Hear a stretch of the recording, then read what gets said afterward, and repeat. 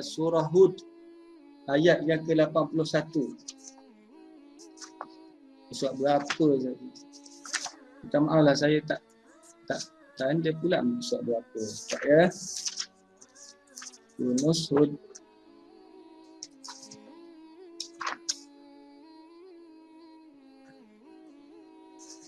Paparkan ayat tu boleh? Ayat yang mana ayat tadi tu ya? muka surat 230. Muka surat 230 Ustaz. Muka surat 230. Bawah sekali. Okey, pada surah Hud ini ayat yang ke-81. Okey. Okey, ini kalau wakaf lah. Kalau wakaf dia boleh tebal. Okey, boleh. Nanti saya jadikan dia PDF. Dulu nanti saya akan hantar ke grup. Ya? Okey. Baik, pada ayat ini, qalu ya lutu inna rusulu rabbika lan yasilu ilaika fa'asr. Fa'asr. Okey. Itu nipis. Kalau tu fa'asr. Dia boleh wakaf dengan dua. Tapi kita jarang wakaf sini. Ini atas kenapa ya ada orang ni? Oh, aduh. Surah Hud.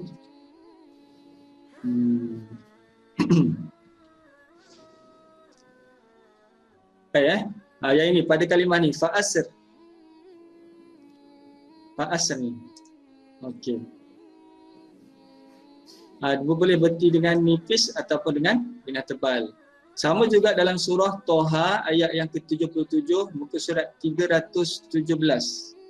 Muka surat 317. Okey. Walaqad auhayna ila Musa an asr, nipis ataupun an asr. Sama juga dalam surah Asy-Syu'ara ayat yang ke-52 muka surat 329. Tak kalimah yang sama. Okey, nanti kita akan ambil nota lah. Okey. Sebab yang ni kita jarang berhenti. Okey, cuma dekat sini pada kalimah pada surah Al-Fajr. Pada surah Al-Fajr ayat yang keempat muka surat 594, dia boleh diberhentikan sama ada dengan nipis ataupun dengan tebal. Wal-laili idza yasr. Itu kalau nipis. Kalau tebal, wal-laili idza yasr.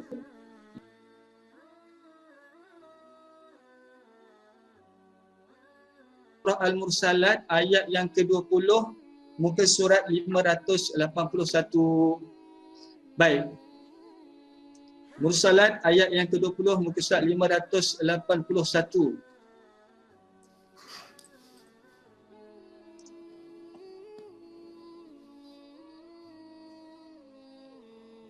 Baik, di sini kita boleh baca sama ada dibaca dengan idgham kamil ataupun idgham nakis. Idgham kamil ni maksudnya kita masukkan huruf qaf itu ke dalam huruf kaf secara sempurna. Contoh bacaannya adalah begini. Alam nakhluqkum. Terus masuk ke dalam huruf kaf. Alam nakhluqkum min ma'in mahin. Ataupun kita idgham nakis dengan tidak meninggalkan sifat huruf qaf itu, kecuali kita jangan dikol-kolahkan saja. Begini macam ni. Alam nakhluqkum. Nakhluqkum. Okey? Baik, boleh jelas ke? Jelas Jelas Ustaz. Jelas. Jelas ke ataupun tidak? Jelas. Okey. Tolong tolong respon sebab saya ingat saya cakap seorang ni. Okey. Alam nakhluqkum. Maksudnya huruf qaf itu dia ada ketebalan, ada dia punya sifat dia. Cuma jangan baca nakhluq, itu tak Tak boleh lah. Idgham kamil. Okey. Baik. Okey, kita nak pergi yang seterusnya. Yang ini pun saya kira sangat penting juga.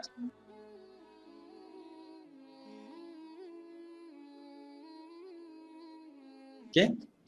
Kita pergi pada surah An-Naml. An-Naml, suratul Naml, muka surat 382. Okey, tandalah ya sebab yang ini sebab sini dia tak ada tanda. Kita nak baca tashil ke, kita nak baca ibdal. Jadi sini kita tanda sendiri. Baik, surah An-Naml ayat yang ke-59, muka surat 382. Baik, pada kalimah Allah yang saya kuningkan ini, okey, dia boleh dibaca dengan ibdal, dal dibaca dengan 6 harakat, ada 6 harakat tu kan. Contohnya begini bacaannya.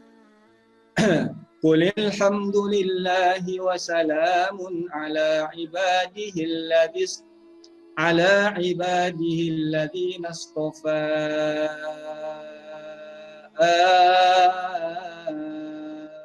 Allahu khairun amma yushrikun. Macam panjang pula mat jaiz. Mat jaiz tadi tu. Okey. Qulil hamdulillahi wa salamun ala ibadihi alladhina istafa. Kita berhenti situ ya. Jadi kalimah Allah ni dia boleh buat dua cara. Pertama dibaca dengan ibdal 6 harakat. Allahu khairun amma yushrikun. Terpanjang lebih. Jadi dia 6 harakat je. Okey, ataupun yang kedua dibaca dengan tashil. Tashil ni maksudnya apa? Dibaca begini. Allahu khairun amma yushrikun. Allah.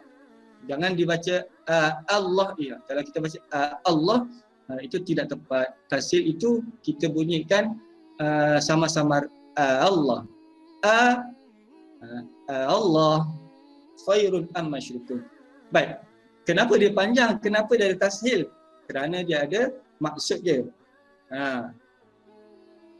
Maksudnya kat sini apa? Allah tu lebih baik daripada Allahu khairun. Adakah Allah lebih baik? Ataupun apa yang mereka sekutukan. Jadi bila kita sebut dengan tashil itu maksudnya betul lah maksudnya tu. Kena dengan maknanya. Bila kita baca Allah, Allah ke? Macam itulah. Allah lebih baik ke ataupun apa yang mereka sekutukan. Sebab tu dia panjang ni. Ada yang baca panjang. Allah itu pun membawa maksud pertanyaan. Okey? Baik, ini kalau macam tashil ni, kalau ada siapa yang boleh kita ambil bacaan daripada mereka ke kan? Kita boleh tengok, betul tak Ustaz saya baca ni? Okey? Yang kedua pada surah Yunus ayat yang ke-59 pun sama, 215 sama juga. Macam tadi, pada kalimah yang sama. Okey, pada kalimah yang sama Allah juga. Qul ara'aytum ma anzalallahu lakum min rizqin faj'altum minhu haraman wa halala. Qul Allahu adina lakum. Nah, harakat ataupun kita baca qul Allahu adina lakum. Boleh ya? Barakallahu fiikum. Boleh ya? Surah Yunus ayat 59 dan seterusnya. Okey.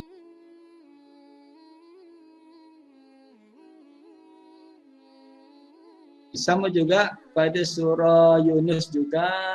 Pada surah Yunus ni ada 3 tempat. Okey. Surah Yunus pada ayat yang ke-51 pun sama juga. Dia boleh baca dengan ibdal ataupun dia baca dengan tashil. Thumma idza ma waqa'a amantum bih al-ana wa qad kuntum bihi tasta'jilun. Ataupun dibaca dengan al-ana. Al-ana. Al-ana. Okey? Pada surah Yunus ayat yang 91, muka surat 219, surah yang sama pun sama juga. Okey.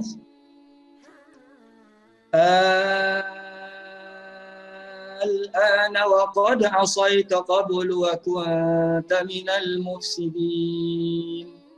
Ini Allah tanya kepada Fir'aun. Baru sekarang kamu nak beriman? Jadi pertanyaan, dia masuk pertanyaan. Baru sekarang nak beriman?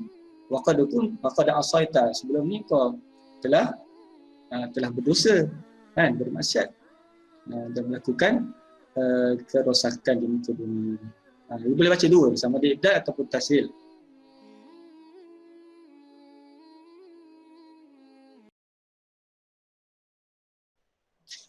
Okey. Seterusnya kita pergi pada surah Al-An'am. Okey, ini adalah kalimah-kalimah ini semuanya sama saja, sama ada kita baca ibdal ataupun tashil. Ini adalah kalimah Az-Zakaraini.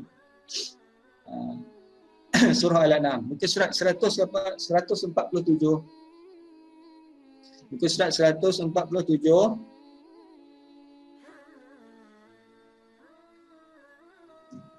Ada 11.40 ya.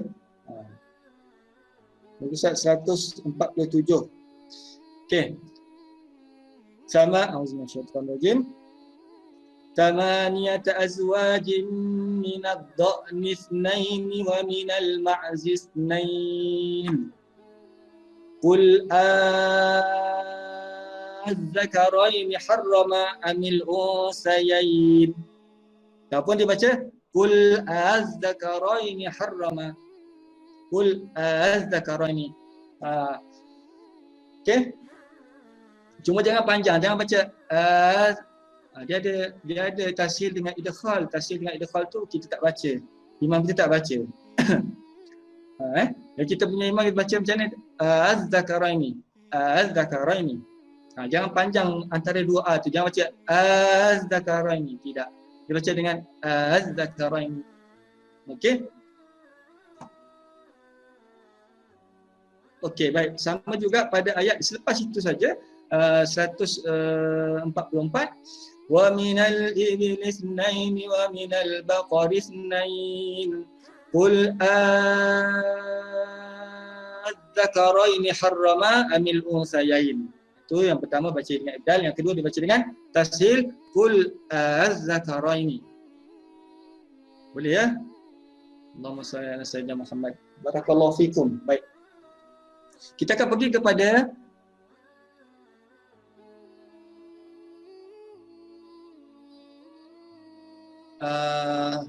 huruf-huruf di awal surah. Huruf di awal surah ni tak sentuh semualah. Alif lam mim, surah Baqarah tu kita tak sentuh lah. Cuma yang kita tahu, kalau ada tanda panjang tu dia baca dengan apa, dengan 6 harakat. Saya akan sentuh surah-surah ataupun yang mana dia ada khilaf saja. Contohnya pada surah Maryam. Dalam surah Maryam ini pada huruf ain itu, untuk kita Imam Hafs, Asim, Tariq Syatibi, untuk huruf ain ini dibaca dengan dua wajah.